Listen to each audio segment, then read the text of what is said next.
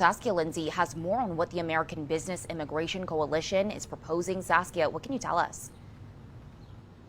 Yeah, Samantha, so many businesses are struggling to hire workers right now, especially in the hospitality industry. Now, one group wants a bill passed that they say will make it easier for immigrants to work in South Carolina, and they say that's the first step to solving the worker shortage issue that we're seeing right now.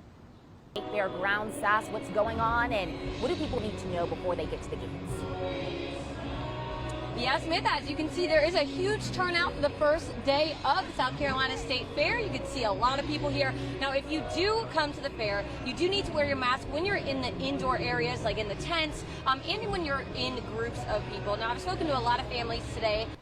Now, I did speak to one fire department employee, and he didn't want to go on camera because he fears retaliation, but he's been working there for over 10 years now, and he says he doesn't want to get the vaccine, but he also doesn't want to lose his job. Now, Duval says it's up to the city manager of if anyone can be exempt from getting the vaccine for something like religious or health reasons, but again, that's going to be up to the city manager. For now, live in Columbia, I'm Saskia Lindsay. Watch Fox News, Local First.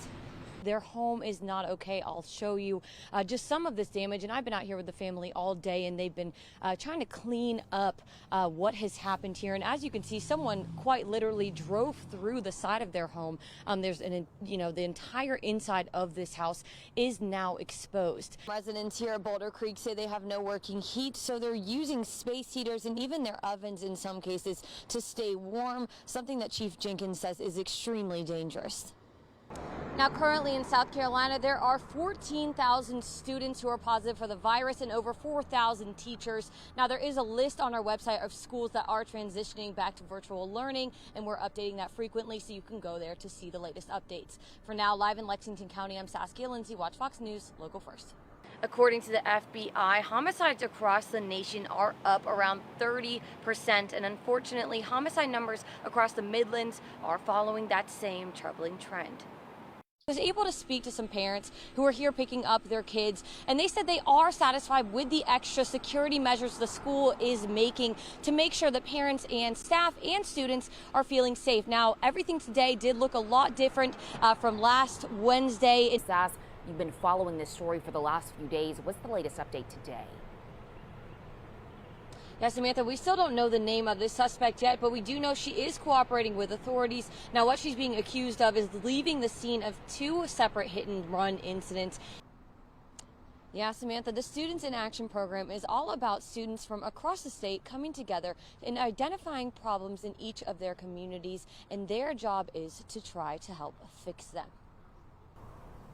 Absolutely, Samantha, and you can see the stadium is calm today, but that is not how it looked over the weekend. Dozens of students are telling us that as they were trying to get into the game through the student gate, that they got stuck in a mob of people, and several people are telling us that it created a pretty dangerous situation.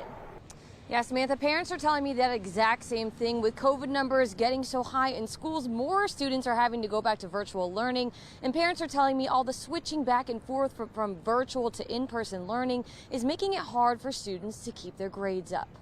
Brian, I actually just had an employee walk up to me and tell me that conditions inside have only gotten worse since that walkout. I also had the chance to speak to Katrina Shealy, who's a South Carolina senator. She toured this facility last week, and she said she was shocked by what she saw inside.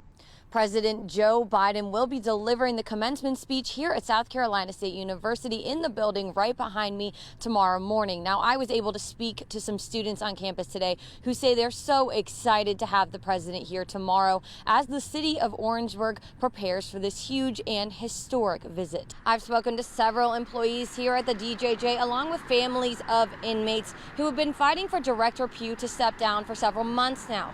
They're telling me that they're relieved by Pugh's resignation. I'm glad that he seen that he was not capable to handle the problems that has stacked up over time. Tuesday morning, Governor McMaster announced that his appointee for DJJ chief will no longer serve as director of the Department of Juvenile Justice. Freddie Pugh had been on the job for 4 years. I do think that the next director that we do have in there, that we all need to stand behind this individual and offer him the support, not just Democrat or Republican, but everybody. You know, we need to come together and support this individual because he is leading our children into the future. In his resignation letter, Pugh said his time as director didn't come without challenges, but he says under his leadership, the department achieved a 43% decrease in the number of youths referred to DJJ. I did see this coming. He was just pretty much attacked from both sides. I mean, he was under an immense amount of pressure from both sides. Still, current and former employees, along with family members of youth who were in the system, say conditions at DJJ were deplorable under Pugh. In early June, dozens of employees walked off the job at the Broad River Road facility in Columbia, citing dangerous conditions for both workers and inmates and severe understaffing. In late June, the state Senate gave Pugh a vote of no confidence. We took a win today. We are being heard. I think that sends a message to everyone in South Carolina that says, hey, they're listening. They hear us. They see us. It's not time to be quiet. It's time to turn the volume up. Now some, including people who have had children at DJJ, are calling on the governor to take some positive steps forward. Don't let us down. These kids need leadership, and South Carolina is watching.